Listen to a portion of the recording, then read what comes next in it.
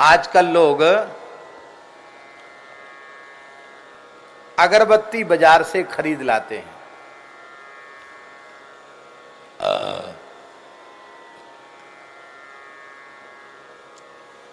और अगरबत्ती खरीद करके उसको फिर ओम जय जगदीश हरे अगरबत्ती घुमाएंगे। उसमें भी खूब कंजूसी करते हैं। एक ही अगरबत्ती ले लेंगे और मान लो बीच में वो बुझ गई तो उसको दोबारा नहीं जलाएंगे, दूसरे दिन के लिए रख लेंगे। दूसरे दिन फिर उसी को चैतन्य करके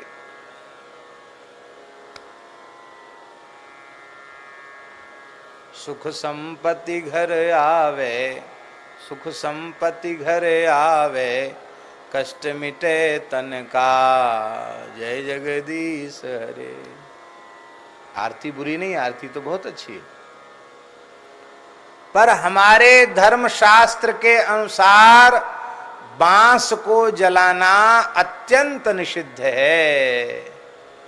बांस जलाने वाले का वंश उन्नत नहीं होता, निर्मूल हो जाता है।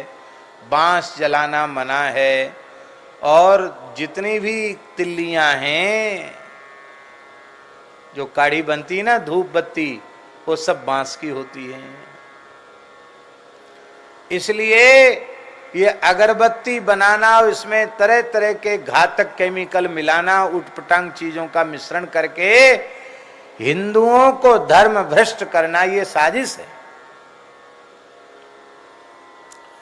इसलिए हमारी मानो तो बाजारों की अगरबत्तियां भगवान की पूजा में प्रयोग नहीं करनी चाहिए। जहां प्रामाणिक रूप से गौशालाओं में विशुद्ध गव्य पदार्थों से धूप का निर्माण होता है, वो आप ले सकते हैं। और मान लो आपका उसमें भी कोई संदेह आपको लगता हो, तो शास्त्रों में अपने घर के ठाकुर सेवा के लिए धूप बनाने की विधि दी है। इतने प्रकार की चीजें आप मिलाएंगे तो सुंदर धूप बन जाएगी। बोलो भक्तवत्सल भगवान की जय। देवदारू, हिमालय में वृक्ष होता देवदारू का, उसका चूर्ण, गुग्गुल, ये धूप के द्रव्य हैं। गुग्गुल, गौ माता का एक नाम क्या है? गुग्गुल गंधा। क्या नाम है? गुग्गुल गंधा। आप देशी गाय को थोड़ी देर खुजोरा करो, थोड़ी देर बाद अपने हाथ को सूंघो तो आपके हाथ में गुग्गुल की सुगंध आ जाएगी। इनके श्रीअंग से गुग्गुल धूप की सुगंध आती है। इनका नाम गुग्गुल गंधा है। और ये देसी गाय में ही आएगी, वेद लक्षणा गाय में, जर्सी वर्सी में नहीं आती। और हमारे पुराणों के अनुसार वैद्य जी महाराज, गुग्गुल की उत्पत्ति सुरभि गाय, कामधेनु गाय के मूत्र से गुग्गुल उत्पन्न हुआ है। इसलिए देवताओं को गुग्गुल अत्यंत प्रिय है। भगवान शिव का तो आहार बताया गया। शंकर जी का चाहे जितना अभिषेक आप कर लो, यदि गुग्गुल की धूप कंडे की आंच में आप घी डालकर नहीं घुमाते हैं तो शिव पुराण, स्कंद पुराण, लिंग पुराण में लिखा है शिव पूजा पूर्ण नहीं है। पूजा में अनेक दोष बन जाते हैं। उन दोषों की निवृत्ति गुग्गुल की धूप दिखाने से होती है।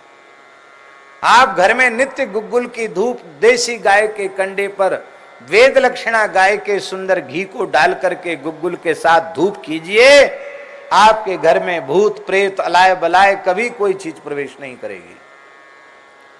सारे विषाणुओं को नष्ट कर देने की सामर्थ्य गुग्गुल में है।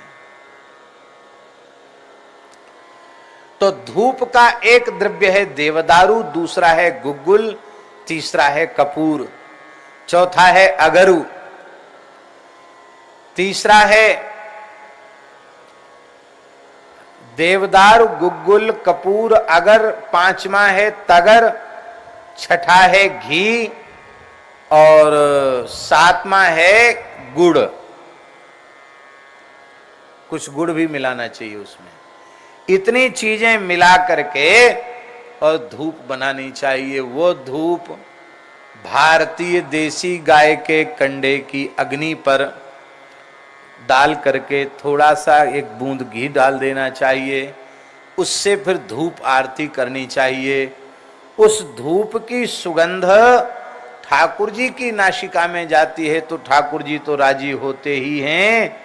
धूप आरती की सुगंध, आरती के बाद जो धूप की सुगंध आरती में खड़े भक्तों की नासिका में जाती है, तो महाराज जी स्कंद पुराण पद्म पुराण में लिखा है कि धूप आरती की धूप की सुगंध नासिका के माध्यम से जब भीतर प्रवेश करती है तो सूक्ष्म जो पाप की मलिन वासना है जिसके कारण पाप बनते हैं, उस वासना का सर्वथा नाश हो जाता है। तो मन में छिपे हुए सूक्ष्म पापों का नाश भगवान के धूप की सुगंध लेने से होता है। ऐसे ही सुनो, जैसे आरती लेते ना हम लोग ऐसे लेते हैं, ऐसी धूप आरती भी ऐसे ऐसे लेना चाहिए जिससे उसकी गंध हमारी नासिका में जावे। ये धूप आरती लेने की विधि है।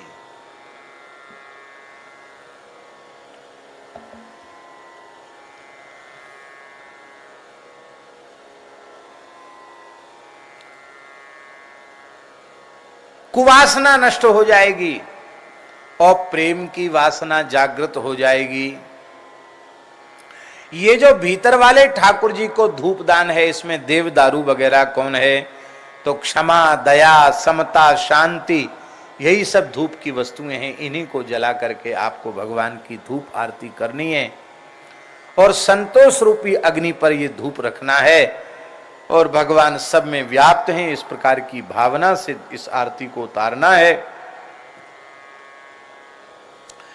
ये धूप से सुगंध उत्पन्न होती है, इससे प्रेम की भाव की सुगंध जगेगी, दुर्वासना का नाश हो जाएगा।